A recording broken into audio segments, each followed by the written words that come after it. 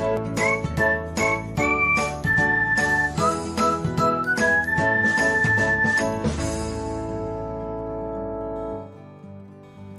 everyone, welcome back to another episode of Technologyglance. In this video, I'm going to guide you through how you can view all the replies that you've received on your threads on the same screen. So, let's get started.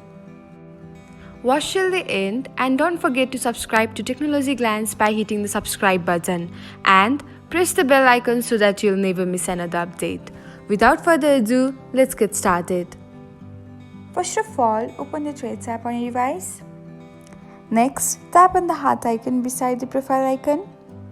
After that, you can find Reply section. Tap on it. And that's it. If you have received any replies on Threads, you can find them here. Thanks for watching. If you found this guide helpful, we will love it if you hit the thumbs up button below.